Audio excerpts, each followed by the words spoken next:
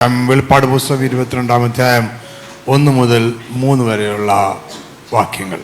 എനിക്ക് സഭയുള്ള സമയത്ത് അടൂരയക്കുമ്പോൾ ഞാൻ എപ്പോഴും എൻ്റെ വിശ്വാസികളോട് പറയുന്നൊരു കാര്യമുണ്ട്. ഏത് രോഗിയെ കണ്ടാലും പ്രാർത്ഥിക്കാതെ പോകരുത്, നിങ്ങൾ പ്രാർത്ഥിക്കണം. സൗഖ്യമായോ ഇല്ലയോ എന്ന് നിങ്ങൾ അന്വേഷിക്കേണ്ട, സൗഖ്യമായില്ലെങ്കിൽ നിരാശപ്പെടേണ്ട. സൗഖ്യമാക്കുന്നത് നിങ്ങളല്ല, പക്ഷെ നിങ്ങളോട് കർത്താവ് പറഞ്ഞിട്ടുണ്ട് നിങ്ങൾ രോഗിയുടെ മേൽ കൈവച്ച് പ്രാർത്ഥിക്കണമെന്ന്. അതുകൊണ്ട് ധൈര്യത്തോടുകൂടി ഏത് രോഗിയെ കണ്ടാലും രോഗത്തിൻ്റെ പേര് എന്തുമായിക്കൊള്ളട്ടെ, അത് നമുക്ക് വിഷയമല്ല. നമ്മൾ യേശുവിൻ്റെ നാമത്തിൽ പ്രാർത്ഥിച്ചതിന് ശേഷം മാത്രമേ പോകാവുള്ളൂ. സൗഖ്യമാകുവാനായിട്ട് പ്രാർത്ഥിക്കണം. ഞാൻ പ്രാർത്ഥിക്കാത്ത ഒരു വിഷയമേ ഉള്ളൂ. എൻ്റെ ജീവിതത്തിൽ ഇന്ന് വരെ ഞാൻ പ്രാർത്ഥിച്ചിട്ടില്ലാത്ത ഒരു വിഷയമേ ഉള്ളൂ. സാധാരണ പെന്തിക്കോസ്ത് വിശ്വാസികളെല്ലാം പ്രാർത്ഥിക്കാറുണ്ട്. ചില പാസ്റ്റേഴ്സൊക്കെ പറയുന്നവർക്ക് പ്രത്യേക കൃപയുണ്ടെന്ന് പോലും ഞാൻ കേട്ടിട്ടുണ്ട്. ഒറ്റ വിഷയത്തിന് ഞാൻ പ്രാർത്ഥിക്കാതിരുന്നിട്ടുള്ളൂ. മരണാസന്നരായി കിടക്കുന്നവരടുക്കൽ ചെന്നിട്ട് കർത്താവേ നിൻ്റെ ഹിതം നടക്കണമേ എന്ന് ഞാൻ ഇന്ന് വരെ പ്രാർത്ഥിച്ചിട്ടില്ല. ഇന്ന് വരെ ഞാൻ പ്രാർത്ഥിച്ചിട്ടില്ല. ഒരു പക്ഷേ ഈ ആൾ മരിച്ചു പോവുകയുള്ളൂ എന്ന് എനിക്ക് തോന്നിയാലും എന്നോട് കർത്താവ് അവൻ മരിക്കാൻ വേണ്ടി പ്രാർത്ഥിക്കാൻ പറഞ്ഞിട്ടില്ലാത്തത് കൊണ്ട് ഞാൻ കരം നീട്ടി പ്രാർത്ഥിക്കും, കർത്താവേ ഇവനെ സൗഖ്യമാക്കണം. Praise the Lord.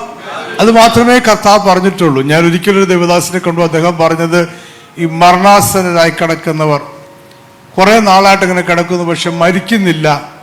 അങ്ങനെയാണെങ്കിൽ ഈ ദേവദാസിനോട് പറഞ്ഞാൽ മതി, അദ്ദേഹം ചെന്ന് പ്രാർത്ഥിച്ച അന്നേരം തന്നെ മരിക്കുമെന്ന്. പ്രത്യേക കൃപയാണെന്ന് പറഞ്ഞിട്ടുണ്ട്. എവിടെ നിന്നാണ് എനിക്ക് കിട്ടിയത് എനിക്ക് അറിഞ്ഞുകൂടാ കേട്ടോ. അങ്ങനെ വേദപുസ്തകത്തിൽ അങ്ങനെ ഒരു കൃപയില്ല. പക്ഷെ ഞങ്ങളുടെ അമ്മച്ചി പറഞ്ഞ് ഞാനൊരു കാര്യം, എൻ്റെ അമ്മ പറഞ്ഞ ഒരു കാര്യം കേട്ടിട്ടുണ്ട്. നാട്ടും പുറത്തുള്ള കാര്യമായി ഇനി പറയുന്നത് കേട്ടോ. അമ്മ പറയുന്നത് ഇങ്ങനെയാണ്, ചില ആൾക്കാർക്ക് മരിക്കാനായിട്ട് അവർ മരിക്കത്തില്ല. എന്തെല്ലാം അസുഖം വന്നാലും കിടപ്പായാലും ഒക്കെ മരിക്കത്തില്ല. കാരണം അവരുടെ സ്വത്തുവകകളൊക്കെ ഈ ഭൂമിയിൽ കിടക്കുകയാണ്. അത് വിട്ടിട്ട് പോകാൻ അവർക്ക് ഭയങ്കര മടിയാണ്. അതുകൊണ്ടൊരു മരിക്കത്തില്ല. അങ്ങനെയുള്ളവർക്കൊരു കാര്യം ചെയ്യണം, അലമാര പൂട്ടി താക്കോൽ അവരുടെ കയ്യിലോട്ട് കൊടുക്കണം. അത് കൈ കിട്ടുമ്പോൾ ഉടൻ തന്നെ മരിക്കുമെന്ന് പറയാറുണ്ട്. ശരിക്കും പറഞ്ഞാൽ ഇതങ്ങനെ സംഭവിക്കുന്നത് ഞാൻ കണ്ടിട്ടുമുണ്ട് കേട്ടോ, കണ്ടിട്ടും കേട്ടുമുണ്ട്. പക്ഷെ വചനം ഇതിനൊന്നും നമ്മളെ അനുവദിക്കുന്നില്ല.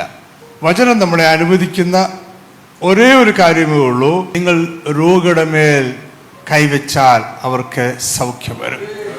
രോഗികളെ കണ്ടാൽ പ്രാർത്ഥിക്കുവാൻ മാത്രമേ ദൈവവചനം നമ്മളോട് പറയുന്നുള്ളൂ. നമ്മൾ പ്രാർത്ഥിക്കുക, തിരിഞ്ഞു നിന്ന് സൗഖ്യമായവരുടെ കണക്ക് എടുക്കാൻ നിൽക്കരുത്. നമ്മളെയൊക്കെ പിന്മാറ്റത്തിൽ കൊണ്ടുപോകുന്നത് രോഗികൾക്ക് വേണ്ടി പ്രാർത്ഥിക്കുവാൻ നമ്മളെ അത് പുറകോട്ട് നമ്മളെ വലിക്കുന്നതിൻ്റെ കാരണം ഇതാണ്. നമ്മൾ തിരിഞ്ഞു നിന്ന് ഇതിൻ്റെ എല്ലാം കണക്കെടുക്കും. എത്ര പേര് സൗഖ്യമായി എന്നുള്ളതിൻ്റെ കണക്കെടുക്കും. അങ്ങനെ ഒരിക്കലും നിങ്ങൾ കണക്കെടുക്കാൻ നിൽക്കരുത്. അത് നിങ്ങളുടെ കാര്യമേ അല്ല. നിങ്ങളോട് പറഞ്ഞിട്ടുള്ളത് പ്രാർത്ഥിക്കുക, രോഗികൾക്ക് വേണ്ടി പ്രാർത്ഥിക്കുക എന്നുള്ളതാണ്. അപ്പോൾ രോഗികൾക്ക് വേണ്ടി പ്രാർത്ഥിക്കുക എന്ന് പറയുമ്പോൾ അതിനകത്ത് നമ്മുടെ മനസ്സിൽ ഒത്തിരി ചോദ്യങ്ങളുണ്ട്. ആ ചോദ്യങ്ങളാണ് ഞാൻ ഇന്ന് നിങ്ങളോട് സംസാരിക്കാൻ ആഗ്രഹിക്കുന്നത്. അങ്ങനെ നിങ്ങളെ രോഗികൾക്ക് വേണ്ടി പ്രാർത്ഥിക്കുന്നവരെ എക്വിപ്പ് ചെയ്യുവാൻ ഞാൻ ആഗ്രഹിക്കുന്നതുകൊണ്ടാണ്. അത് രോഗികൾക്ക് വേണ്ടി പ്രാർത്ഥിക്കുന്ന കാര്യത്തിൽ മാത്രമല്ല, ഭൂതങ്ങളെ ശാസിക്കുന്ന കാര്യത്തിലും നിങ്ങൾ എക്വിപ്ഡ് ആയിരിക്കണം. നിങ്ങൾ എപ്പോഴും എക്വിപ്ഡ് ആയിരിക്കണം. സമയത്തും അസമയത്തും നമ്മൾ ഒരുങ്ങി നിൽക്കണമെന്ന് പറഞ്ഞ് പ്രസംഗിക്കാൻ വേണ്ടി എപ്പോഴും റെഡിയായിട്ട് ഒരു വാക്യം മനസ്സിൽ വെച്ചുകൊണ്ട് നടക്കണം എന്നുള്ളതല്ല. എപ്പോഴും കർത്താവിനെ ശുശ്രൂഷ ചെയ്യുവാൻ നമ്മൾ എക്വിപ്ഡായിട്ട് നിൽക്കണം. നമ്മളെ എക്വിപ്ഡ് ആക്കുന്നത് എപ്പോഴും ദൈവത്തിൻ്റെ വചനമാണ്. അതാണ് നമ്മുടെ പാറയെന്ന് പറയുന്നത്. അവിടെയാണ് നമ്മൾ ഉറച്ചു നിൽക്കുന്നത്. അപ്പോൾ രോഗികൾക്ക് വേണ്ടി പ്രാർത്ഥിക്കാൻ എക്വിപ്ഡ് ആവണം, ഭൂതങ്ങൾക്ക് വേണ്ടി പ്രാർത്ഥിക്കാൻ എക്വിപ്ഡ് ആവണം.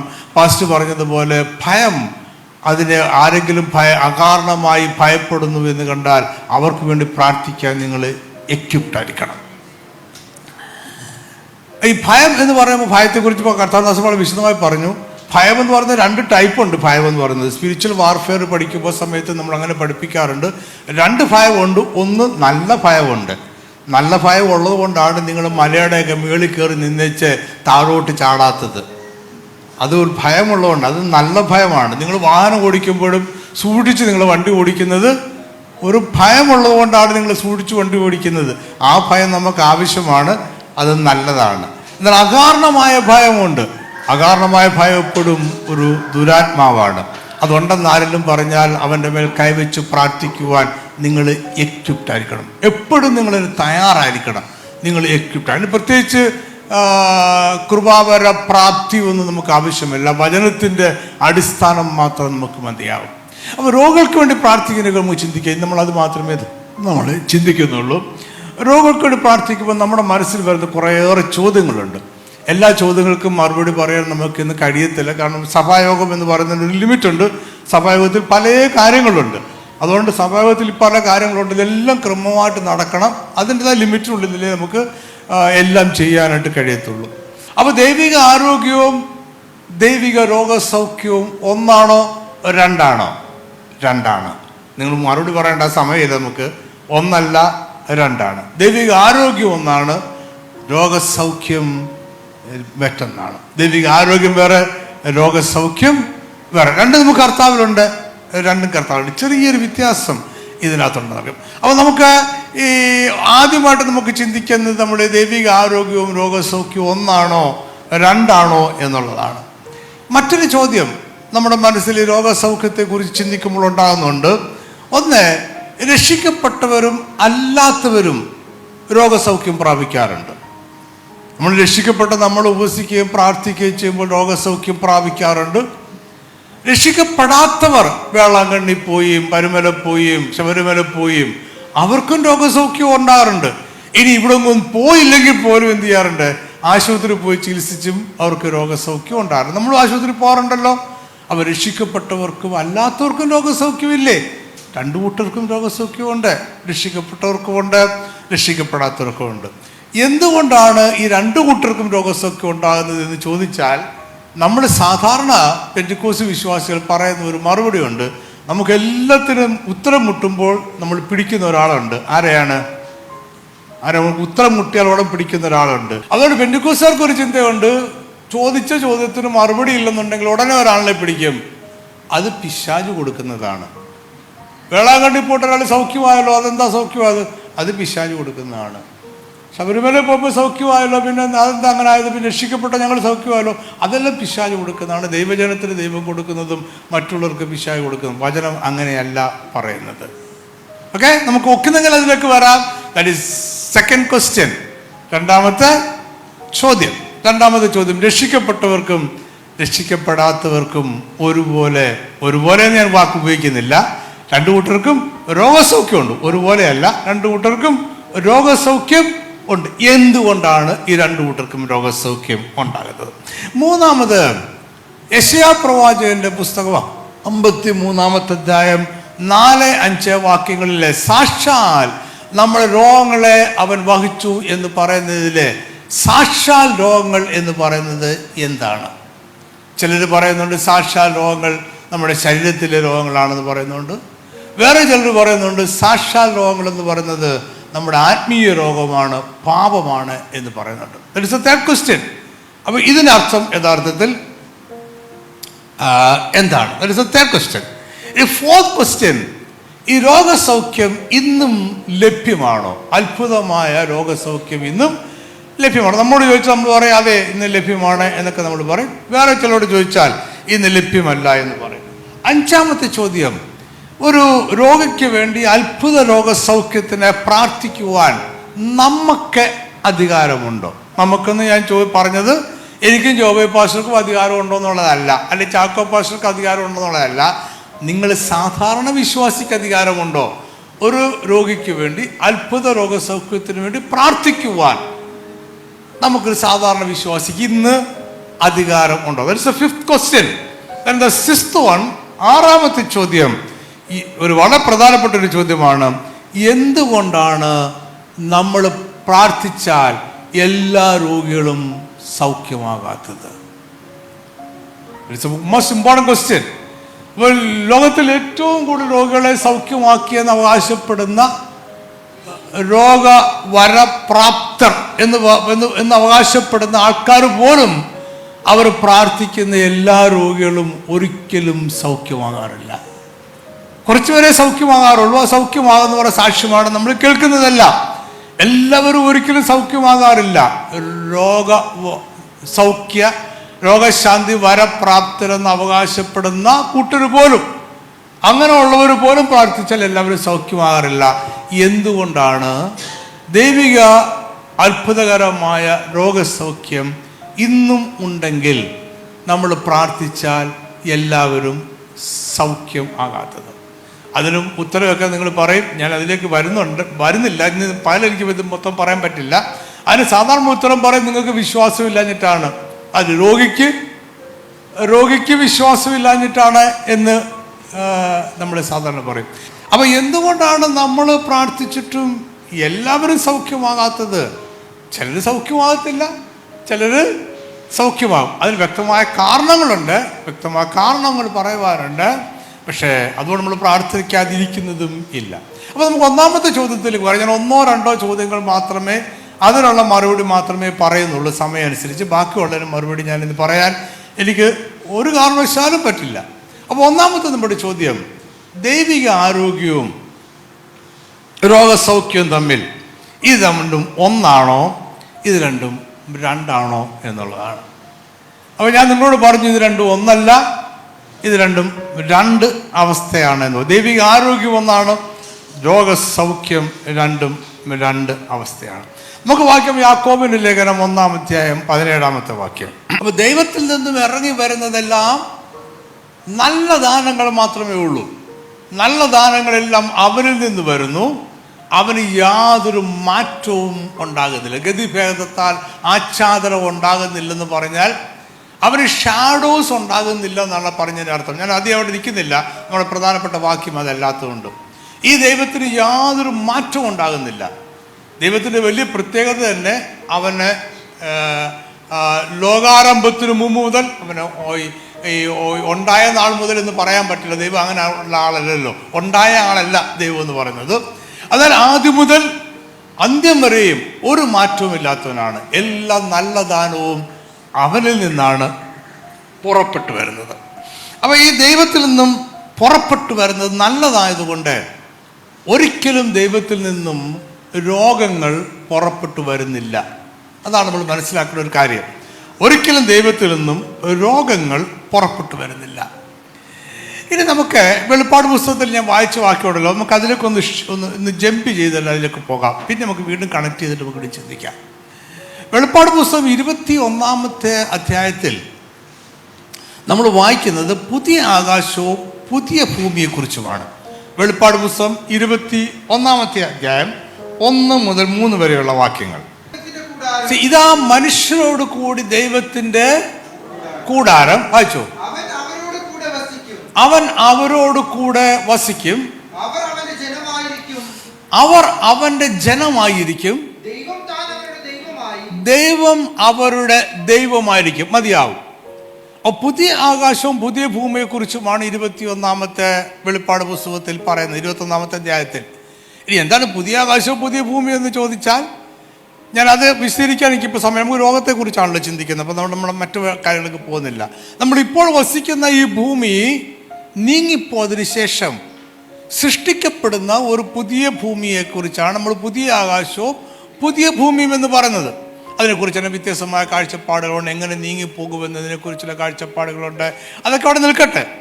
അപ്പോൾ ഇപ്പോൾ നമ്മൾ താമസിക്കുന്ന ഈ ഭൂമിയും ഈ ആകാശവും നീങ്ങിപ്പോയതിനു ശേഷം ദൈവം ഒരു പുതിയ ആകാശവും പുതിയ ഭൂമിയും സൃഷ്ടിക്കും. ഈ പുതിയ ആകാശവും പുതിയ ഭൂമിയെക്കുറിച്ചുമാണ് നമ്മൾ പുതിയ യെരുശലേം എന്ന് പറയുന്നത്. പുതിയ യെരുശലേം എന്നുള്ള വാക്ക് ഉപയോഗിക്കുന്നത് കൊണ്ട് ഇപ്പോഴത്തെ യെരുശലേമുമായിട്ട് ഭൂമിശാസ്ത്രപരമായി എന്തെങ്കിലും ബന്ധമുണ്ട് എന്നുള്ളതല്ല. അങ്ങനെ യാതൊരു ബന്ധവുമില്ല ഇപ്പോഴത്തെ യെരുശലേമുമായിട്ട്. ഇത് ദൈവം സ്വർഗത്തിൽ നിന്നും ഇറങ്ങി വരുന്ന ഒരു പുതിയ പട്ടണമാണ് പുതിയ യെരുശലേം. അത് പുതിയ ആകാശവും പുതിയ ഭൂമിയുമാണ് പുതിയ യെരുശലേം. ഈ പുതിയ യെരുശലേമിൻ്റെ പ്രത്യേകതയാണ് പറഞ്ഞത്, ദൈവം അവരോട് കൂടെ വസിക്കും. അത് രക്ഷിക്കപ്പെട്ട ദൈവജനത്തോടു കൂടി ദൈവം വസിക്കും. നിങ്ങൾ ശ്രദ്ധയോടെ ബ്രദർ ഒന്നുകൂടെ വായിക്കണം. അത് അവിടെ മുതൽ നിങ്ങൾ ശ്രദ്ധിക്കണം അവിടെ എന്തൊക്കെയാണ് സംഭവിക്കുന്നതെന്ന്. ദൈവം രക്ഷിക്കപ്പെട്ട ദൈവജനത്തോടു കൂടെ വസിക്കും. അവർ അവൻ്റെ ജനമായിരിക്കും, നമ്മൾ അവൻ്റെ ജനമായിരിക്കും എന്ന് പറഞ്ഞാൽ ദൈവം ഈ രക്ഷിക്കപ്പെട്ട ദൈവജനത്തോടു കൂടി ഒരു രാജാവ് ഒരു രാജ്യത്തിൽ വസിക്കുന്നത് പോലെ വസിക്കും. നമ്മൾ ആ രാജാവിൻ്റെ ജനമായിരിക്കുന്നത് പോലെ നമ്മൾ അവൻ്റെ ജനമായിരിക്കും. അപ്പം ഇവിടെ ഒരു രാജാവ് ഉണ്ടാകുന്നു, ഇവിടെ എന്തുണ്ട്? ഒരു ജനം ഉണ്ടാകുന്നു. അടുത്ത വാക്യം കൂടെ വായിച്ചാൽ, ഇനി ഇത് മാത്രമല്ല, ദൈവം അവരുടെ ദൈവമായിരിക്കും, അവരോട് കൂടെ ഇരിക്കും. അവർക്കിനി വേറെ ദൈവത്തിൻ്റെ ആവശ്യം ഉണ്ടാകുന്നില്ല, വേറെ ദൈവം ഉണ്ടാകുന്നില്ല. അതൊക്കെ സോഷ്യൽ ബാക്ക്ഗ്രൗണ്ടുകളൊക്കെ കൊണ്ട് ഞാൻ അങ്ങോട്ട് പോകുന്നില്ല. അപ്പം 3 കാര്യങ്ങൾ നിങ്ങൾ ശ്രദ്ധിക്കുക. പുതിയ ആകാശവും പുതിയ ഭൂമിയും എന്ന് പറയുന്നത് ഒരു രാജാവ് ഈ പുതിയ ഭൂമിയിൽ വന്ന് രക്ഷിക്കപ്പെട്ട ദൈവജനത്തോടു കൂടെ താമസിച്ച്, ഈ രക്ഷിക്കപ്പെട്ട ദൈവജനം ഈ രാജാവിൻ്റെ പ്രജകളായിരിക്കുന്ന, ഈ രാജാവ് അവരുടെ ദൈവമായിരിക്കുന്ന ഒരു പ്രത്യേകമായ ജിയോഗ്രഫിക്കൽ ഏരിയ ആണ് പുതിയ ആകാശവും പുതിയ ഭൂമി എന്ന് പറയുന്നത്.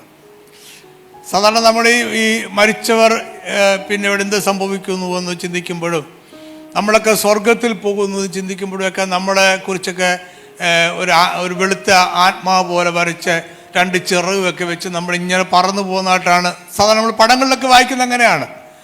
അതുകൊണ്ട് ഈ സ്വർഗമെന്ന് പറഞ്ഞാൽ പോലും ഇങ്ങനെയൊക്കെ ഉള്ള എന്തോ ഒരു സ്ഥലമാണ് എന്നാണ് നമ്മുടെയൊക്കെ ഒരു ചിന്ത. എന്നത് അങ്ങനെയല്ല. പുതിയ ആകാശവും പുതിയ ഭൂമിയും അവിടെയാണ് നമ്മൾ താമസിക്കാൻ പോകുന്നത്. ഞാൻ ആ വിഷയമല്ലല്ലോ നമ്മളിപ്പോൾ ചിന്തിക്കുന്നത്. അവിടെയാണ് നമ്മൾ നിത്യമായി താമസിക്കുവാൻ പോകുന്നത്. പുതിയ ആകാശവും പുതിയ ഭൂമിയിലുമാണ്. ഈ പുതിയ ആകാശവും പുതിയ ഭൂമിയും എക്സാക്ട്ലി ഒരു ജിയോഗ്രഫിക്കൽ ഏരിയ ആണ്. ജിയോഗ്രഫിക്കൽ ഏരിയ എന്ന് പറഞ്ഞാൽ, ഞാനതിനെ ഈ ഭൂമി ശാസ്ത്രപരമായ ഒരു ഏരിയ എന്ന് പറഞ്ഞാൽ നിങ്ങൾ ഈ ഭൂമിയുമായിട്ട് ബന്ധപ്പെടുത്തുകളെ, നിങ്ങൾ മാത്രമല്ല ഞാനും അങ്ങനെ ബന്ധപ്പെടുത്തും. കാരണം അങ്ങനെയാണ് നമ്മൾ ചിന്തിക്കുന്നത്. നമുക്കങ്ങനെ ചിന്തിക്കാൻ കഴിയത്തുള്ളൂ. ഈ ഭൂമിയുമായിട്ടാണ് ബന്ധമുണ്ടെന്നല്ല ഞാൻ പറഞ്ഞതിൻ്റെ അർത്ഥം. It is A geographical area. അതൊരു യഥാർത്ഥമായ പ്രദേശമാണ്. ഒരു പുകയോ ഒരു ആവിയോ അല്ലെങ്കിൽ ഒരു സ്വപ്നമോ ഒരു വിചാരമോ ഒന്നുമല്ല. നമ്മളവിടെ കൃത്യമായിട്ടും താമസിക്കാനായിട്ട് പോകുന്ന, അവിടെ വീഥികളുള്ള, താമസിക്കാനിടങ്ങളുള്ള ഒരു കൃത്യമായ സ്ഥലം തന്നെയാണ് പുതിയ ആകാശവും പുതിയ ഭൂമിയും. ഇവിടെ ഒരു രാജാവുണ്ടാകും, ആ രാജ്യത്ത് ജനങ്ങളുണ്ടാകും, ആ ജനങ്ങൾക്ക് ഒരു ദൈവവും ഉണ്ടാകും. ഇതിനെയാണ് നമ്മൾ ദൈവരാജ്യം എന്ന് വിളിക്കുന്നത്. എത്ര പേർക്ക് മനസ്സിലായി? എത്ര പേര് അവിടെ വരെ ഫോളോ ചെയ്തു? ഇതിനെയാണ് നമ്മൾ ദൈവരാജ്യം എന്ന് വിളിക്കുക. എന്താണ് ദൈവരാജ്യം? ദൈവരാജ്യം എന്ന് പറഞ്ഞാൽ ദൈവം നമ്മോട് കൂടെ വസിക്കുകയും നമ്മൾ ദൈവത്തോടു കൂടെ വസിക്കുകയും ദൈവം നമ്മുടെ രാജാവായിരിക്കുകയും നമ്മൾ അവൻ്റെ ജനമായിരിക്കുകയും ദൈവം നമ്മുടെ ദൈവമായിരിക്കുകയും ചെയ്യുന്ന അവസ്ഥയാണ് ദൈവരാജ്യം എന്ന് പറയുന്നത്. നിങ്ങൾക്കത് മനസ്സിലാക്കുകയാണെങ്കിൽ വിശ്വസിക്കുന്നു. അപ്പോൾ ഈ ദൈവരാജ്യം നിത്യമായി സമ്പൂർണമായി എന്നേക്കുമായി സ്ഥാപിക്കപ്പെടുന്നത് ഈ പുതിയ ആകാശത്തിലും പുതിയ ഭൂമിയിലുമാണ്. നിങ്ങളെന്നെ ഫോളോ ചെയ്യുന്നുണ്ടോ? കാരണം എനിക്ക് പുതിയ ആകാശവും പുതിയ ഭൂമി അതെങ്ങനെ ഉണ്ടാകുന്നു, അത് വേറെ വിഷയം. അതുകൊണ്ടാണ് ഞാൻ അങ്ങോട്ട് പോകാത്തത്. നമുക്ക് രോഗസൗഖ്യത്തെക്കുറിച്ചാണല്ലോ ചിന്തിക്കേണ്ടത്. ഇതാണ് പുതിയ ആകാശവും പുതിയ ഭൂമിയും. അപ്പം ഇത് ദൈവരാജ്യം സമ്പൂർണമായി നിവർത്തിക്കപ്പെടുന്ന, ഞാൻ പറഞ്ഞ വാക്കിന് ഒരു പ്രാധാന്യമുണ്ട്. ദൈവരാജ്യം സമ്പൂർണമായി നിവർത്തിക്കപ്പെടുന്ന അല്ലെങ്കിൽ പുനഃസ്ഥാപിക്കപ്പെടുന്ന ഒരു അവസ്ഥയാണ്, അല്ലെങ്കിൽ ഒരു കാലഘട്ടമാണ്, ഒരു സ്ഥലമാണ്, ഒരു ഏരിയയാണ്, what ever we can call it. നമ്മുടെ കയ്യിലുള്ള വാക്ക് ഉപയോഗിച്ച് അങ്ങനെ വല്ലതും വിശദീകരിച്ചു. ഒരു സ്ഥലമാണ് ദൈവരാജ്യം എന്ന് പറയുന്നത്. അപ്പം ഈ ദൈവരാജ്യത്തിൻ്റെ വലിയൊരു പ്രത്യേകതയുണ്ട്. എന്താണ് ഈ ദൈവരാജ്യത്തിൻ്റെ പ്രത്യേകത? നമുക്ക് നോക്കാം. 22-ാമത്തെ അധ്യായം. നമ്മളിപ്പോൾ പറഞ്ഞൊക്കെ ദൈവരാജ്യത്തിൻ്റെ പ്രത്യേകതയാണ്. ഇത് 22-ാമത്തെ അധ്യായത്തിൻ്റെ 1 മുതൽ 3 വരെയുള്ള വാക്യങ്ങൾ. ഈ ദൈവരാജ്യത്തിൽ വീഥിയുടെ നടുവിൽ ദൈവത്തിൻ്റെയും കുഞ്ഞാടിൻ്റെയും സിംഹാസനത്തിൽ നിന്നും പുറപ്പെടുന്ന ഒരു ജീവജല നദിയുണ്ട്. നിങ്ങൾ ശ്രദ്ധിച്ചോ ആ വാക്യം? എന്തൊക്കെ നിങ്ങൾക്ക് മനസ്സിലായി? ഒന്ന്, ഈ ദൈവരാജ്യത്തിൽ എന്തോ ഉണ്ട്? ഒരു ജീവജല നദിയുണ്ട്. ആ പേര് പറഞ്ഞ ജീവൻ നൽകാൻ കഴിയുന്ന ഒരു നദിയാണ്. ഇനി എവിടെ നിന്നാണ് ഇത് പുറപ്പെട്ടു വരുന്നത്? ദൈവത്തിൻ്റെയും കുഞ്ഞാടിൻ്റെയും സിംഹാസനത്തിൽ നിന്നും പുറപ്പെട്ടു വരുന്ന എന്ന് പറഞ്ഞാൽ ഈ ജീവജല നദിയുടെ സ്രോതസ് എവിടെയാണ്? ദൈവത്തിൻ്റെയും കുഞ്ഞാടിൻ്റെയും സിംഹാസനം, അല്ലെങ്കിൽ ദൈവവും കുഞ്ഞാടുമാണ് ഇതിൻ്റെ സ്രോതസ്. അപ്പൊ ഇത് എവിടെ നിന്നാണ് പുറപ്പെട്ടു വരുന്നത്? ജീവജല നദി ദൈവത്തിൽ നിന്നും കുഞ്ഞാടിൽ നിന്നും പുറപ്പെട്ടു വരുന്നു. ഈ ജീവജല നദിയുടെ പ്രത്യേകത, അതിന് ജീവൻ നൽകാൻ കഴിയും. അപ്പൊ എവിടെ നിന്നാണ് ജീവൻ വരുന്നത്? ദൈവത്തിൻ്റെയും കുഞ്ഞാടിൽ നിന്നുമാണ് ജീവൻ വരുന്നത്. അങ്ങനെ ജീവനുള്ള ജീവജല നദി ഉണ്ട്. അതിൻ്റെ ഇക്കരയിലും അക്കരയിലും ജീവവൃക്ഷമുണ്ട്. നമുക്ക് ഈ ജീവവൃക്ഷം വേറൊരു സ്ഥലത്ത് കാണാൻ പറ്റും. നമുക്ക് ഇത് കഴിയുമ്പോൾ നമുക്ക് ആ സ്ഥലത്തേക്ക് പോകാം. അതിൻ്റെ ഇക്കരയും അക്കരയും ഒരു ജീവവൃക്ഷമുണ്ട്. വൃക്ഷത്തിൻ്റെ ഇല ജാതികളുടെ രോഗശാന്തിക്ക് ഉതകുന്നു. അവിടെ ജാതികൾ എന്ന് പറയുന്നത്, അവിടെ ജാതികൾ, നമ്മളിപ്പോൾ ജാതികൾ എന്ന് വിളിക്കുന്നതിനെ കുറിച്ചല്ല അവിടെ ജാതികൾ എന്ന് പറയുന്നത്.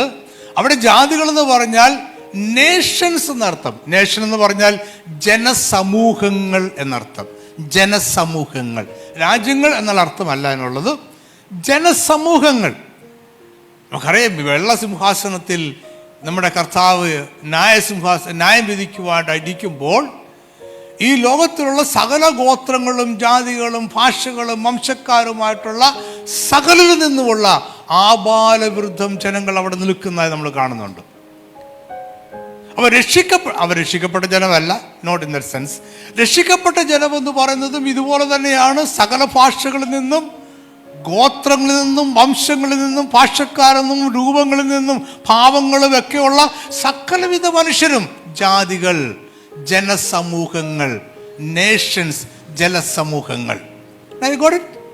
അപ്പൊ ഈ ജീവജലത്തിൻ്റെ, ജീവനദിയുടെ അക്കരയും ഇക്കരയും നിൽക്കുന്ന ജീവവൃക്ഷത്തിൻ്റെ ഫലം അത് ഭക്ഷിച്ചാൽ ഈ സകല ജാതികൾക്കും സകല ജനസമൂഹത്തിനും അവർക്ക് എന്ത് ലഭിക്കുമെന്നാണ്? നമുക്ക് സിമ്പിളി പറഞ്ഞാൽ അവർക്ക് ജീവൻ ലഭിക്കും. പ്രത്യേകിച്ച് അവിടെ എടുത്തു പറഞ്ഞൊരു കാര്യമുണ്ട്, അവർക്ക് രോഗശാന്തിക്ക് അത് ഉതകുന്നു. ഇനി നിങ്ങളൊന്ന് ചിന്തിച്ചു നോക്കിയേ, അവർക്ക് രോഗശാന്തിക്ക് ഉതകുന്നു. ഇവിടെ ഈ ജീവവൃക്ഷം ഇവിടെ സ്ഥിരമായിട്ടുള്ളതാണ്. ഈ ജീവവൃക്ഷം ഇടയ്ക്കിടയ്ക്ക് വരുന്നതും പോകുന്നതുമല്ല. ഈ ജീവവൃക്ഷം ഇവിടെ സ്ഥിരമായിട്ടുണ്ട്. ഈ ജനങ്ങൾ ഇവിടെ സ്ഥിരമായിട്ടുണ്ട്. അവർ ഈ ജീവനദ നദിയുടെ അക്കരയും ഇക്കരയും ഉള്ള ജീവവൃക്ഷത്തിൻ്റെ ഫലം അവർ ഭക്ഷിക്കുന്നുണ്ട്. അങ്ങനെ ഭക്ഷിക്കുന്നവരെ സംബന്ധിച്ചുള്ളൂ അവരുടെ ഏറ്റവും വലിയ പ്രത്യേകത അവർക്ക് രോഗം ഉണ്ടാകുന്നില്ല എന്നതാണ്. രോഗം ഉണ്ടായിട്ട് സൗഖ്യം വന്നെന്നുള്ളതല്ല, അവർക്ക് രോഗം ഉണ്ടാകുന്നില്ല. കാരണം ഇത് ജീവവൃക്ഷത്തിൻ്റെ ഫലമാണ് അവർ ഭക്ഷിക്കുന്നത്. അതുകൊണ്ട് അവർക്ക് രോഗം ഉണ്ടാകുന്നത് ഇല്ല. വായിക്കാൻ വെളിപ്പാട് പുസ്തകം 21:4-5 വാക്യങ്ങൾ. അവരവരെ കണ്ണിൽ നിന്നും കണ്ണുനീരെല്ലാം തുടച്ച്, അത് ഇതുവരെയുള്ള കണ്ണുനീരാണ്, അതുവരെയുള്ള കണ്ണുനീരാണ്, അതെല്ലാം തുടച്ചു കളയും.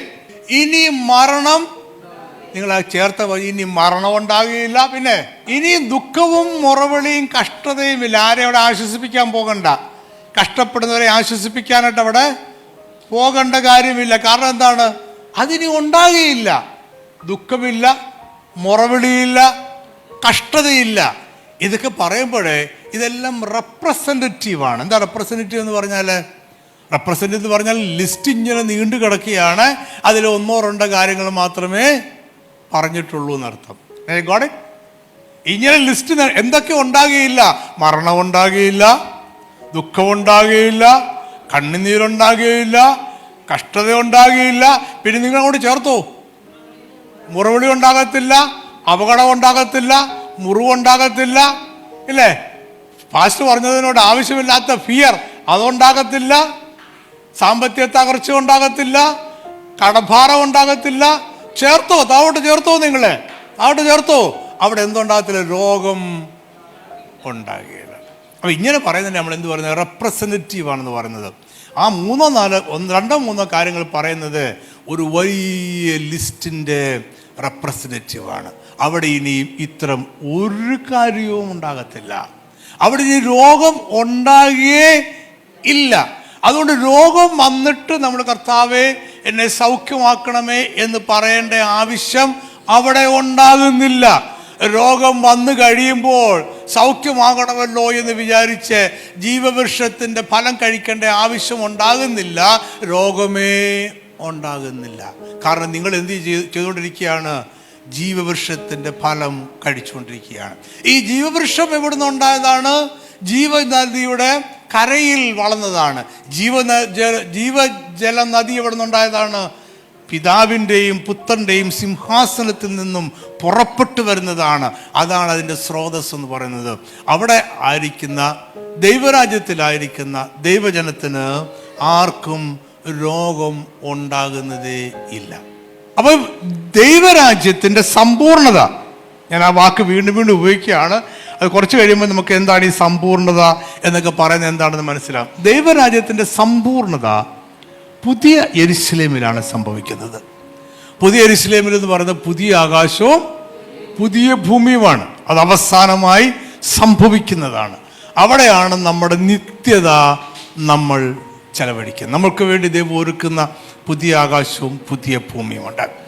അവിടെ രോഗം എന്നൊന്നുണ്ടാകുകയില്ല. അതിനെയാണ് നമ്മൾ എന്ത് വിളിക്കുന്നത്? ദൈവിക ആരോഗ്യം എന്ന് വിളിക്കുന്നത്. അതിനെയാണ് എന്ത് വിളിക്കുന്നത്? ദൈവിക. നമുക്കിപ്പോൾ രോഗം വരുന്നു, രോഗം വന്നു കഴിയുമ്പോൾ നമ്മൾ പ്രാർത്ഥിക്കുന്നു, ആശുപത്രിയിൽ പോകുന്നു, അങ്ങനെ പല കാര്യങ്ങൾ ചെയ്ത് നമുക്ക് രോഗസൗഖ്യം നമ്മൾ പ്രാപിച്ചെടുക്കുന്നു. അത് രോഗസൗഖ്യമാണ്. നമുക്ക് രോഗം വരാതിരിക്കുന്നു എന്നുണ്ടെങ്കിൽ അതിനെയാണ് നമ്മൾ എന്ത് വിളിക്കുന്നത്? ദൈവിക ആരോഗ്യം എന്ന് വിളിക്കുന്നത്. എത്ര പേർക്ക് മനസ്സിലായി? നിങ്ങൾ ഓരോരുത്തരും ആഗ്രഹിക്കേണ്ടത് അതാണ്. രോഗസൗഖ്യമല്ല, എനിക്ക് ദൈവിക ആരോഗ്യം വേണം. രോഗം വന്നിട്ട് സൗഖ്യമാവുകയല്ല, എനിക്ക് രോഗം വരാതെ കർത്താവിനെ സൂക്ഷിക്കണം.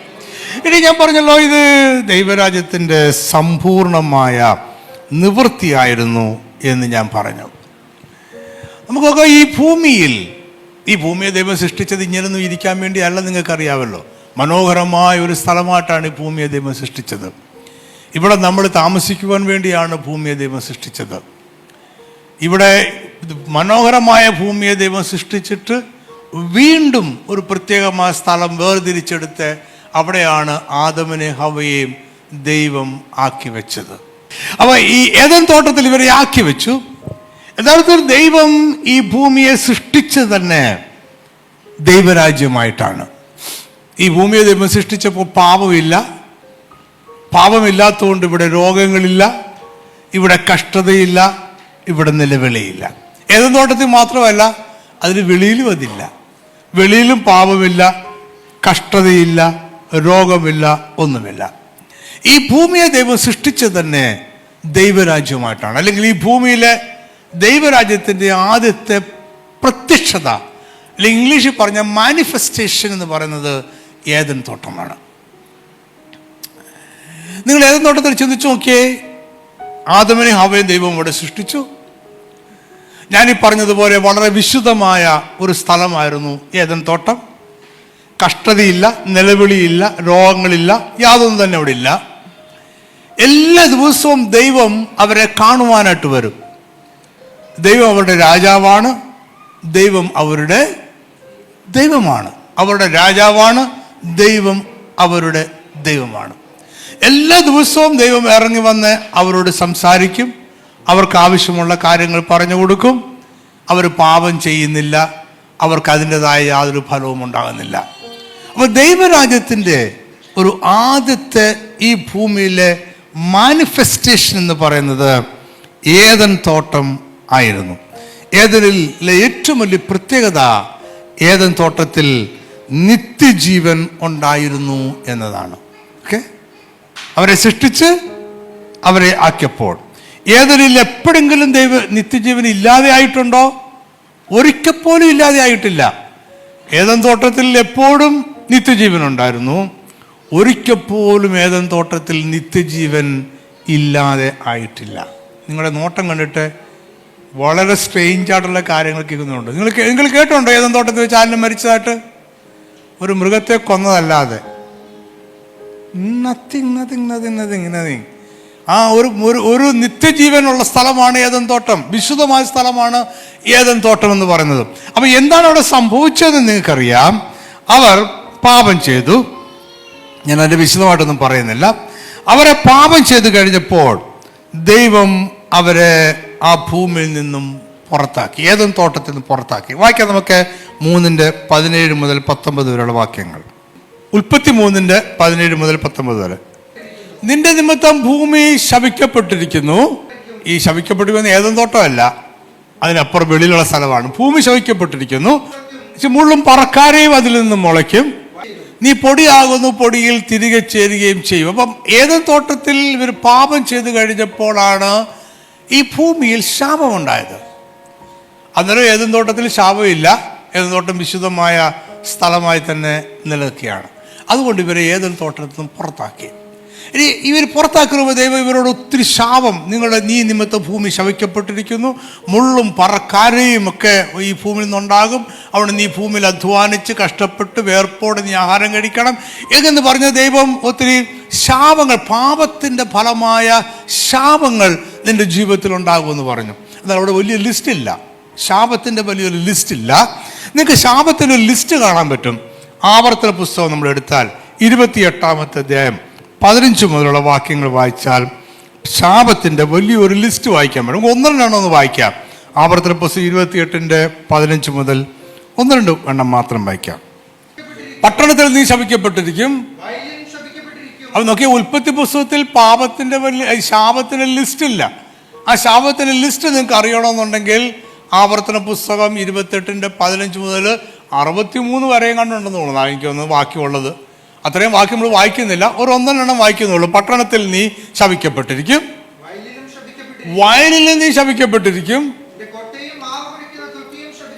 ഓക്കെ, ആ ലിസ്റ്റ് ഇങ്ങനെ അങ്ങനെ അങ്ങോട്ടങ്ങ് പോവുകയാണ്. അപ്പൊ നമുക്കൊരു കാര്യം മനസ്സിലാക്കാണ്ട് പറ്റും. ഈ രോഗം എന്ന് പറയുന്നത്, അല്ലെങ്കിൽ രോഗം അല്ലെങ്കിൽ ശാപം എന്നത് ദൈവം സൃഷ്ടിച്ച് ഏദൻ തോട്ടത്തിലോ ഭൂമിയിലോ ആക്കി വെച്ചത് അല്ല.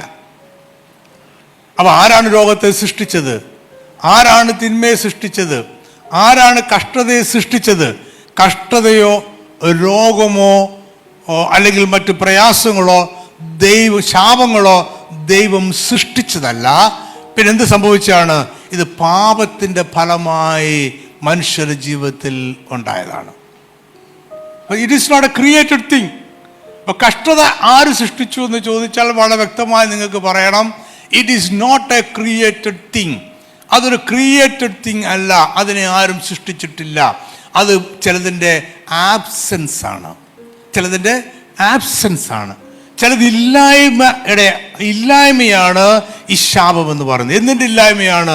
ദൈവത്തിൻ്റെ സാന്നിധ്യത്തിൻ്റെ ഇല്ലായ്മയാണ്. ദൈവം നിങ്ങളുടെ രാജാവായി ഇരിക്കുന്നില്ല എന്ന അവസ്ഥയാണ് ശാപം എന്ന് പറയുന്നത്.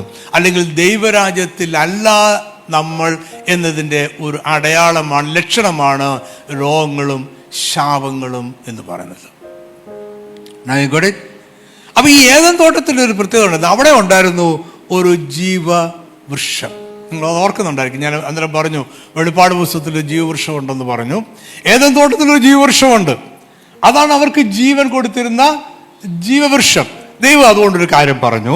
ഞാൻ അതോടെ പറഞ്ഞിട്ട് ഞാൻ ഏദൻ തോട്ടം വിടാൻ പോവാണ്. ഉൽപ്പത്തി 3:22. അതൊക്കെ ഇപ്പോൾ അവൻ വളരെ സ്പെസിഫിക് ആണ് വേദപുസ്തകം. ഇപ്പോൾ അവൻ കൈനീട്ടി ജീവവൃക്ഷത്തിന്റെ ഫലം കൂടെ പറിച്ചു നിന്ന് എന്നേക്കും ജീവിക്കുവാൻ എന്ന് പറഞ്ഞു. It is impossible to live as a cursed man in the garden of Eden. Simply that.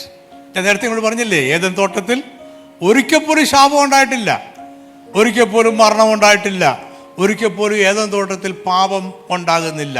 ഇവർ പാപം ചെയ്തു കഴിഞ്ഞപ്പോൾ ഇവർക്ക് ഇനിയും എന്ത് ചെയ്യാൻ കഴിയത്തില്ല? ഏദൻ തോട്ടത്തിൽ ജീവിക്കാൻ കഴിയത്തില്ല. കാരണം ഏദൻ തോട്ടം ദൈവരാജ്യത്തിൻ്റെ ആദ്യത്തെ പ്രത്യക്ഷതയാണ്, മാനിഫെസ്റ്റേഷനാണ്. എത്ര പേർക്ക് മനസ്സിലായി ഞാൻ ഈ പറഞ്ഞിട്ട് വന്നത്? അപ്പോൾ ഏദൻ തോട്ടം ദൈവരാജ്യത്തിൻ്റെ ആദ്യത്തെ മാനിഫെസ്റ്റേഷനാണ്.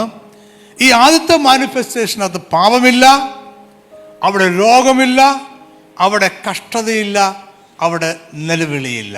എന്നാൽ മനുഷ്യൻ പാപം ചെയ്തപ്പോൾ അവൻ്റെ ജീവിതത്തിലേക്ക് കഷ്ടതയുണ്ടായി, രോഗമുണ്ടായി, നിലവിളിയുണ്ടായി. ഇത്തരം അനുഭവങ്ങളുള്ള മനുഷ്യന് ദൈവരാജ്യത്തിൽ താമസിക്കുവാൻ സാധ്യമല്ല. You cannot live in the kingdom of God with the diseases, with all these sufferings and with all those sort of problems. അപ്പോൾ ഇതുമായിട്ട് നിങ്ങൾക്ക് ഒരിക്കലും ദൈവരാജ്യത്തിൽ ജീവിക്കാൻ സാധ്യമല്ല. So God sent them out of the Garden of Eden. Why God sent them out of the Garden of Eden?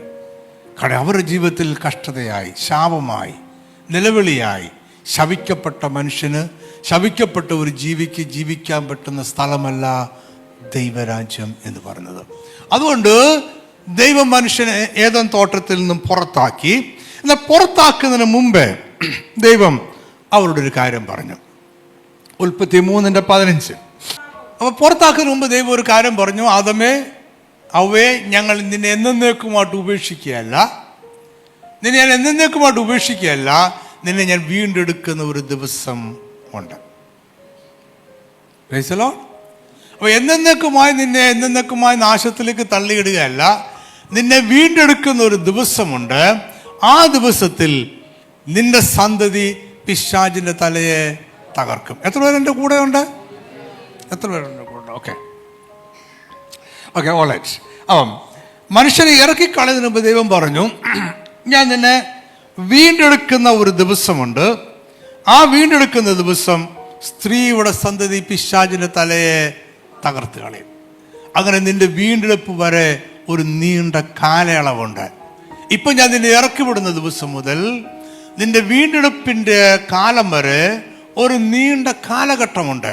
ആ നീണ്ട കാലഘട്ടത്തിന് ശേഷം ഞാൻ നിന്നെ വീണ്ടെടുത്ത് വീണ്ടും ഞാൻ നിന്നെ ഇവിടെ കൊണ്ടുവരും, ദൈവരാജ്യത്തിലേക്ക് കൊണ്ടുവരും. ആയി വിത്ത് മീ? ഞാൻ നിർത്താൻ പോവാണ്. ആ ഒരൊറ്റ പോയിന്റ് പറഞ്ഞിട്ട് ഞാൻ നിർത്തുകയാണ്. അപ്പോൾ വീണ്ടും നിന്നെ ഞാൻ ദൈവരാജ്യത്തിലേക്ക് കൊണ്ടുവരും എന്ന് പറഞ്ഞാൽ നിനക്കിപ്പോൾ നഷ്ടപ്പെട്ടു പോയ ദൈവരാജ്യം ഞാൻ പുനഃസ്ഥാപിച്ച് തരും. നിങ്ങൾ ഉൽപ്പത്തി പുസ്തകത്തിൽ വായിക്കുന്ന ഒരു വാക്യമുണ്ടല്ലോ, ഇവരെ ഏദൻ തോട്ടത്തിൽ നിന്നും പുറത്താക്കിയപ്പോൾ. അപ്പോൾ ദൈവരാജ്യത്തിൽ നിന്ന് പുറത്താക്കുന്നതിന് മുമ്പേ പുറത്താക്കി കഴിഞ്ഞിട്ട് ദൈവം ചെയ്തൊരു കാര്യമുണ്ട്. അവിടെ 2 ദൂതന്മാരെ, 2 കെരൂബുകളെ അവർ വാളുമായിട്ട് നിർത്തി എന്ന് പറഞ്ഞാൽ അർത്ഥം ഏദൻ തോട്ടത്തെ അവൻ ഇല്ലാതെയാക്കിയില്ല, അവൻ ഏദൻ തോട്ടത്തെ അതുപോലെ തന്നെ നിർത്തി. എന്തിനാണ് അവൻ ഏദൻ തോട്ടത്തെ ഇല്ലാതെയാക്കാഞ്ഞത്? ആദമും ഹവ്വയും പാപം ചെയ്തില്ലേ, ഇനി അവർക്കവിടെ താമസിക്കാൻ കഴിയത്തില്ല. വേറെ സൃഷ്ടികളെ ആരെയും ദൈവം സൃഷ്ടിക്കാൻ ഉദ്ദേശിച്ചിട്ടില്ല. വേറെ മനുഷ്യർക്ക് പകരമായി വേറെ സൃഷ്ടികളെ ആരെങ്കിലും സൃഷ്ടിച്ച് ഏദൻ തോട്ടത്തിലാക്കി നിത്യമായ ജീവൻ കൊടുത്ത് അവിടെ താമസിപ്പിക്കാൻ ദൈവം ഉദ്ദേശിക്കുന്നില്ല. ഇവരെ ഇറക്കി വിടുകയും ചെയ്തു. എന്നിട്ടും ദൈവം ഏദൻ തോട്ടം നശിപ്പിച്ച് കളയാൻ അർത്ഥമെന്ന് പറയുന്നത് ഇവരെ തിരികെ ഈ ദൈവരാജ്യത്തിലേക്ക് അവന് കൊണ്ടുവരണം. ദൈവരാജ്യം പുനഃസ്ഥാപിക്കപ്പെടും. ആ ദൈവരാജ്യത്തിൻ്റെ പുനഃസ്ഥാപനമാണ് നമ്മൾ ഇവിടെ കാണുന്നത്. വെളിപ്പാട് പുസ്തകം 21 നമ്മൾ കാണുന്ന പുതിയ ആകാശവും പുതിയ ഭൂമി. ഞാൻ നിർത്തുകയാണ്. അപ്പോൾ ദൈവരാജ്യത്തിൻ്റെ ഒരു പുനഃസ്ഥാപനം, അതാണ് നമ്മൾ പുതിയ ആകാശത്തിലും പുതിയ ഭൂമിയിലും നമ്മൾ കാണുന്നത്. ആ ദൈവരാജ്യം പുനഃസ്ഥാപിക്കപ്പെടുമ്പോൾ അവിടെ എന്തില്ല? രോഗം എന്നൊന്നേ ഇല്ല. രോഗം എന്നൊന്നേ ഇല്ല. ഒരു കാര്യം കൂടെ പറയാതിരുന്നാൽ എനിക്ക് സമയമില്ല, പിന്നീട് ഞാൻ വിശദീകരിച്ച് പറയേണ്ടതാണ്. പക്ഷേ സമയമില്ലാത്തതുകൊണ്ട് ഞാനത് ജസ്റ്റ് സൂചിപ്പിച്ചിട്ട് പോകാം. അപ്പോൾ ഇപ്പോൾ നമ്മൾ ആയിരിക്കുന്ന ഈ അവസ്ഥയിലോ, ഇനി അന്ന് മാത്രമേ നമുക്ക് ദൈവിക ആരോഗ്യത്തിലേക്ക് വരാൻ കഴിയത്തുള്ളൂ, അന്ന് മാത്രമേ നമുക്ക് രോഗസൗഖ്യം ഉണ്ടാകും. ഇന്ന് നമുക്ക് രോഗസൗഖ്യം ഉണ്ടാകുന്നില്ലേ? ഇന്ന് നമുക്ക് രോഗസൗഖ്യം ഉണ്ടാകാനുള്ളൊരു കാരണമെന്ന് പറയുന്നത് നമ്മളിപ്പോൾ ആയിരിക്കുന്നത് തന്നെ ദൈവരാജ്യത്തിൻ്റെ ഒരു പ്രത്യക്ഷതയിലാണ്. യേശുക്രിസ്തു വന്നപ്പോൾ അവൻ കവർന്നഭൂമിയിൽ, ഗലീലയിലെ കവർന്നഭൂമിയിലാണ് അവൻ മിനിസ്ട്രി ആരംഭിക്കുന്നത്. അവൻ മിനിസ്ട്രി ആരംഭിക്കുമ്പോൾ ആദ്യം അവൻ പ്രസംഗിച്ചു പറഞ്ഞത്, ദൈവരാജ്യം സമീപിച്ചിരിക്കുന്നു, മാനസാന്തരപ്പെട്ട് സുവിശേഷത്തിൽ വിശ്വസിപ്പീൻ. ഓർക്കുന്നുണ്ടോ? യേശുക്രിസ്തു വന്നപ്പോൾ ആദ്യം പറഞ്ഞത് നിങ്ങളുടെ എല്ലാവരുടെയും പാപങ്ങൾ മോചിക്കപ്പെട്ടിരിക്കുന്നു എന്നല്ല ആദ്യം പറഞ്ഞത്. യേശുക്രിസ്തു ആദ്യം പറഞ്ഞത് എല്ലാവർക്കും വേണ്ടി ഞാനിതാ മരിക്കാൻ തയ്യാറായി വന്നിരിക്കുന്നു എന്നല്ല യേശുക്രിസ്തു പറഞ്ഞത്. യേശുക്രിസ്തു ആദ്യം പറഞ്ഞത് ദൈവരാജ്യം വന്നിരിക്കുന്നു എന്നാണ്. അതിനർത്ഥം യേശുക്രിസ്തു വന്നപ്പോൾ, ദൈവരാജ്യം വന്നിരിക്കുന്നു എന്ന് പ്രഖ്യാപിച്ചപ്പോൾ തന്നെ ഈ ഭൂമിയിൽ ദൈവരാജ്യത്തിൻ്റെ ഒരു പ്രത്യക്ഷത ഉണ്ടായി.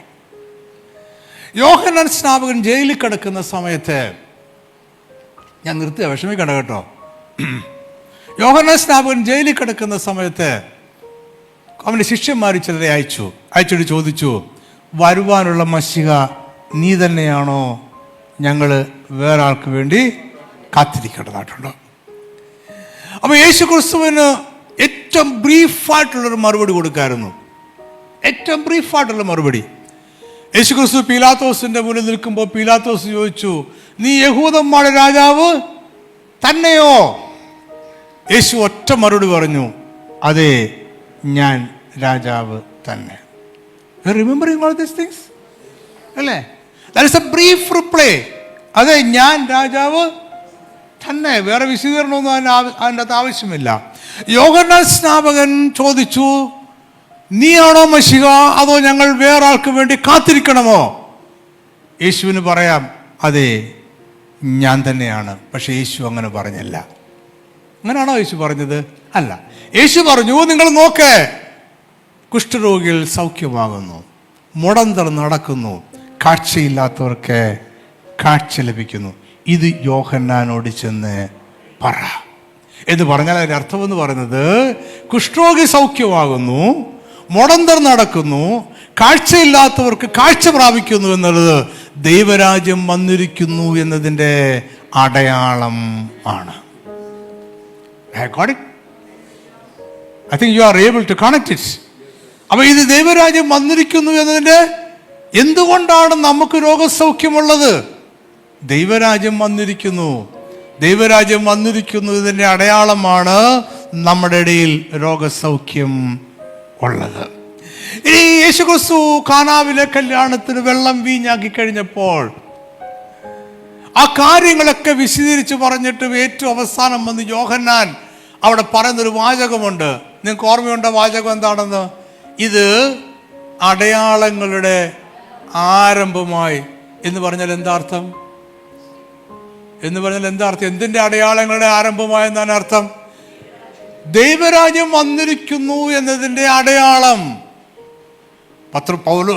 പൗലോസ് പറയുന്നൊരു വാചകമുണ്ടല്ലോ, യഹൂദന്മാർ അടയാളം അന്വേഷിക്കുന്നു, യവനന്മാർ ജ്ഞാനം അന്വേഷിക്കുന്നു. യഹൂദന്മാർ നോക്കുന്നത് ദൈവരാജ്യം വന്നിരിക്കുന്നു എന്നതിൻ്റെ അടയാളങ്ങളാണ് അന്വേഷിക്കുന്നത്. യോഹന്നാൻ പറയുകയാണ്, യേശു ക്രിസ്തു ദൈവരാജ്യം വന്നിരിക്കുന്നു എന്നതിൻ്റെ അടയാളങ്ങൾ ഉണ്ടായിരുന്നു അവൻ്റെ ശുശ്രൂഷയിൽ. അതിൻ്റെ ആരംഭമാണ്, അടയാളങ്ങളുടെ ആരംഭമാണ്.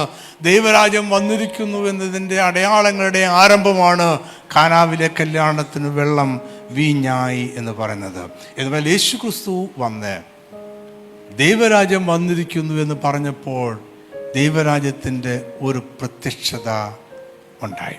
അന്ന് മുതൽ ദൈവരാജ്യം എവിടെയുണ്ടോ അവിടെയെല്ലാം എന്തുണ്ട്? അവിടെയെല്ലാം രോഗസൗഖ്യം ഉണ്ട്. ദൈവരാജ്യം എവിടെയുണ്ടോ അവിടെയെല്ലാം ദൈവിക ആരോഗ്യമുണ്ട്. ദൈവിക രോഗസൗഖ്യം മാത്രമല്ല, ദൈവിക ആരോഗ്യം അവിടെയുണ്ട്. ഒരുപടി ഉയർന്ന് നിങ്ങൾ ചിന്തിക്കൂ. രോഗസൗഖ്യത്തെക്കുറിച്ച് ചിന്തിക്കാതെ ഒരുപടി ഉയർന്ന് ചിന്തിക്കൂ. അവിടെയെല്ലാം എന്തുണ്ട്? ദൈവിക ആരോഗ്യമുണ്ട്. അവിടെയെല്ലാം അവിടെ രോഗം ഉണ്ടാകുകയേ ഇല്ല. കാരണം ദൈവരാജ്യം വന്നിരിക്കുന്നു. ഒറ്റ വാക്യം കൂടെ നിങ്ങളുടെ ശ്രദ്ധയെ കൊണ്ടുവന്നിട്ട് ഞാൻ ഇരിക്കാൻ പോകണം. ഒറ്റ വാക്യം കൂടെ. കർത്താവ് പറഞ്ഞു, 2 or 3 പേർ എവിടെ കൂടിയാലും അവർ മധ്യത്തിൽ ഞാനുണ്ട്. നിങ്ങൾ ഈ ഭൂമിയിൽ കിട്ടുന്നതെല്ലാം കെട്ടപ്പെട്ടിരിക്കും, അഴിക്കുന്നതെല്ലാം. റോമൻ സാമ്രാജ്യത്തിലൊരു നിയമമുണ്ടായിരുന്നു, വളരെ വിശാലമായ റോമൻ സാമ്രാജ്യം. ഇറാൻ മുതൽ ഇംഗ്ലണ്ട് വരെ വിശാലമായി കിടക്കുന്ന റോമൻ സാമ്രാജ്യം. സാമ്രാജ്യത്തിൻ്റെ ചക്രവർത്തിക്ക് പോലും എവിടൊക്കെയാണ് ദേശമെന്ന് അറിഞ്ഞുകൂടാത്തവണ്ണം വിശാലമായ റോമൻ സാമ്രാജ്യം. ഈ റോമൻ സാമ്രാജ്യത്തിലെ പ്രധാനപ്പെട്ട എല്ലാ പട്ടണങ്ങളിലും അവരൊരു വലിയ, നമ്മൾ പറഞ്ഞ പാരിഷ് ഹാൾ പോലത്തെ ഒരു വലിയ ഹോള് അവർ പണിഞ്ഞിട്ടുണ്ട്. ഇപ്പോഴും അതിൻ്റെ അവശിഷ്ടങ്ങൾ പല പട്ടണങ്ങളിലുമുണ്ട്. ഈ പാരിഷ് ഹാളിൽ അല്ലെങ്കിൽ ഈ വലിയ ഹാളിൽ വന്നിരുന്നിട്ട് 2 റോമൻ പ്രഭുക്കന്മാർ ആ ഹാളിൽ വന്നിരുന്നിട്ട് ആ സ്ഥലത്തെക്കുറിച്ചുള്ള ഒരു കാര്യം തീരുമാനിച്ച് അവർ ഉറക്കെ പ്രഖ്യാപിച്ചാൽ അത് റോമൻ സാമ്രാജ്യത്തിൻ്റെ നിയമമായി മാറും. You got it? You got it? ആ റോമൻ സാമ്രാജ്യത്തിൻ്റെ നിയമമാണ്. അവർ വിവിധ സ്ഥലങ്ങളിൽ പണിഞ്ഞിരിക്കുന്ന പ്രത്യേകമായ ഇത്ര ഹോളുകൾ അവരെ പാർലമെന്റ് പോലെ പണിഞ്ഞിരിക്കുന്നതാണ്. ഓരോ പ്രദേശത്തും പണിഞ്ഞിരിക്കുന്നതാണ്. അതിന് പല ആവശ്യങ്ങൾക്കായിട്ട് ഉപയോഗിക്കാറുണ്ട്. ഞാൻ അതിലോട്ടൊന്നും പോകുന്നില്ല. 2 റോമൻ പ്രഭുക്കന്മാർ ഒരുമിച്ച് കൂടിയിരുന്നിട്ട് ആ പ്രദേശവുമായി ബന്ധപ്പെട്ട ഒരു കാര്യം ചർച്ച ചെയ്യുമ്പോൾ റോമൻ സാമ്രാജ്യത്തിൻ്റെ നിയമം അനുസരിച്ച് റോമൻ ചക്രവർത്തിയുടെ സാന്നിധ്യം അവിടെ ഉണ്ട്.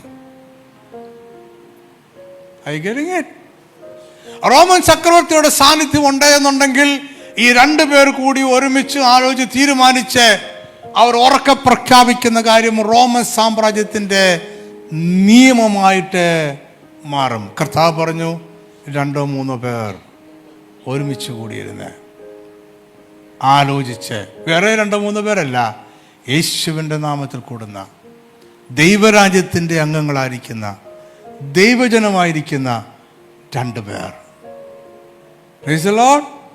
നിങ്ങൾ ദൈവജനമാണോ? ദൈവരാജ്യത്തിൻ്റെ ഭാഗമാണോ? ദൈവരാജ്യത്തിൻ്റെ അംഗമാണോ?